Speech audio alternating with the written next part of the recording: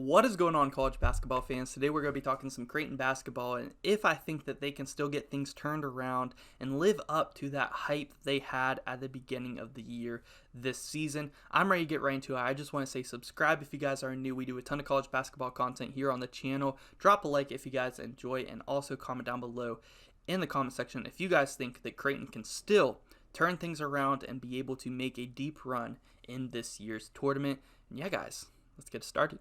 Alright guys, I want to start with talking about the preseason hype that they had coming in and breaking down what has happened for them this season so far. So, the past two seasons have been pretty telling for this Creighton program the past 2 years.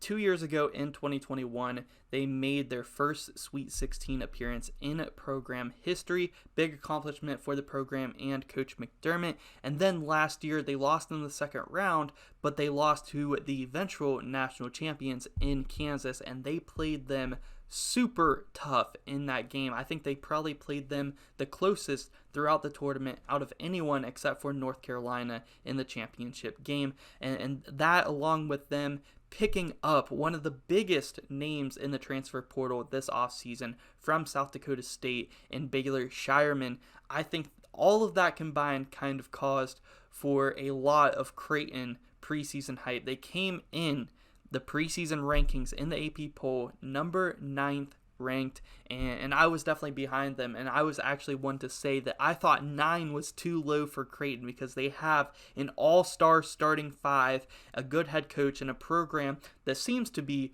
starting to be on a rise. So I thought Creighton at 9 was pretty disrespectful, and I was proven right at the start of the year. They got off to a really good 6-1 start. They started 4-0 and then went into the Maui Jim Maui Tournament, which was a stacked field in that one. They won a game over Texas Tech in convincing fashion, and then they played a classic against Arkansas, which came down to the wire, and we came out of that game saying both of these teams have Final Four potential, and Creighton was the one who came out of that game with the win. So that was a massive win for Creighton, and I was starting to be proven right that they were ranked too low coming into the year. And then they played Arizona in the championship of the Maui tournament and lost that game in a super close one, but that is not a bad loss whatsoever. They still came out of that tournament 6-1 with some good wins and a lot of hype.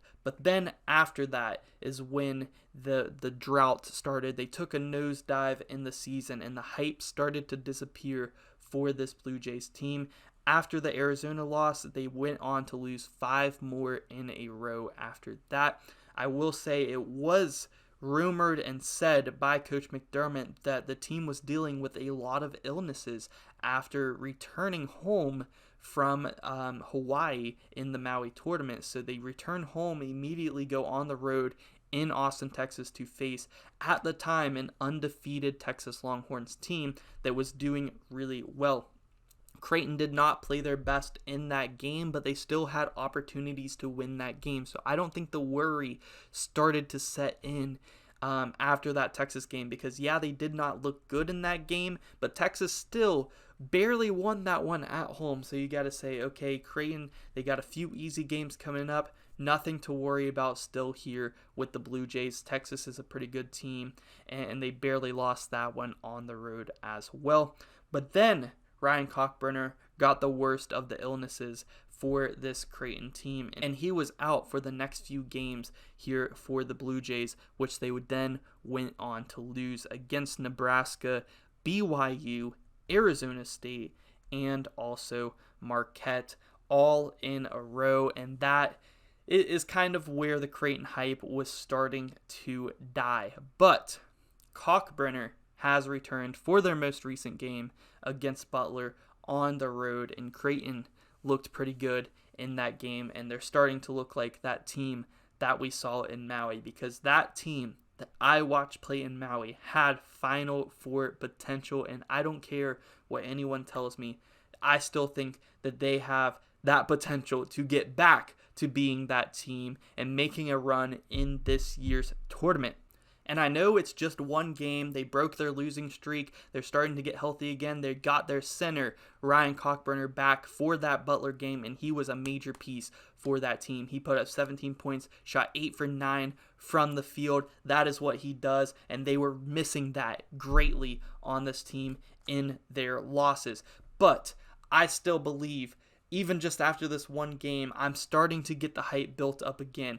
I want to talk about this team because they have an all-star starting five and a team that I believe can still make a very deep run in this year's tournament. And starting with the point guard, Ryan Nembhard, I believe he's one of the most underrated point guards in the country, and he's putting up 11 points per game, 6 assists per game. I think he could be averaging way more points per game if he wanted to, but he's just not the number one option on this team, and he plays his role on this team, and he does it very, very well. And if they need him to be a scorer on any given night, he can be that guy. At shooting guard, we do have Trey Alexander, and he is a two-way player, a great defender. He's averaging 11, 2, and 2, an all-around do-it-all player. Love his game for sure. At small forward, they have the transfer pickup that I talked about earlier in Baylor Shireman. He's averaging 13, 10, and 3, and he was coming into this, expecting to be a super good shooter for this Creighton team, but he has been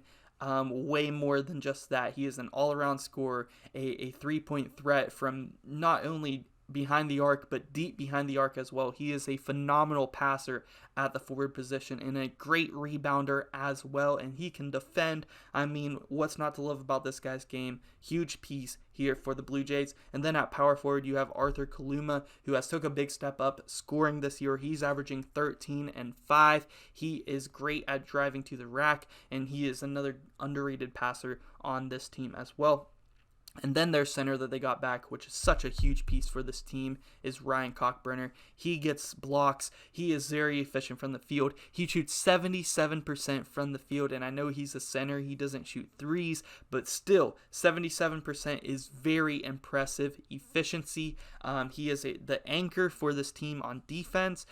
He is a go-to scorer for this team in the paint. I mean, he is so important to this team, and having him back is going to be huge. So I want to look at Creighton's future schedule and see if we think they can get things back on track, because their next 5 games is going to be very important in my opinion. So their next upcoming game is against DePaul on Christmas. That should be an easy win for this Creighton team. DePaul and Georgetown are both probably hand in hand the worst teams in the Big East Conference. They should be able to defeat them easily.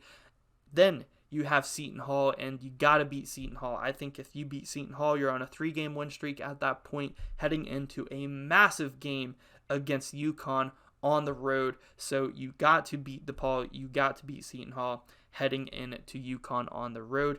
But after UConn on the road, you go straight on the road again at Xavier, an Xavier team who has been super good, a team that is looked at as one of the top tier teams in the Big East Conference. I think you have to split these games between UConn and Xavier. You have to win at least one of them, and you have to play both of them close. UConn is a team that is undefeated, one of the last 3 undefeated teams in the country, and looked as one of the best teams in the country and one of the teams that could win the national championship this year. So I think they got to win against DePaul. They got to win against Seton Hall. They have to split against UConn and Xavier on the road, and then right after that, you have to go and beat a pretty good Providence team as well. So I think you have to go at least 4-1 over the next 5-game stretch for me to completely buy into this Creighton team. But I am not afraid to buy into this team again. I had a lot of preseason hype on these guys in the Maui tournament. Like I said, they looked like a team that has Final Four potential, and I'm not ready to give up on them. What I saw against that Butler team, I'm starting to see that team that I saw in Maui again, and over these next 5 games, I'm going to be keeping my eye out on them. I'm very much looking forward to their game on the road against UConn, and even if they can just play that game close on the road, I am going to be very impressed, and hopefully they can bounce back if they lose to UConn and defeat Xavier on the road, and that would really start to get me hyped. So let me know what you guys think down below in the comment section. Do you think that Creighton still has the chance to turn things around this season and make a deep run in this year's March Madness tournament? Or do you think that their drought is just too bad, they're not going to be able to recover from this? Let me know down below in the comment section. I'm not ready to completely give up on this team yet. I still think that they could get even if they're a 5-6 seed, I still think that they could potentially make a super deep run in this year's March Madness tournament. So yeah, guys, that is going to do it for this video. Thank you guys so much for watching. I'm out.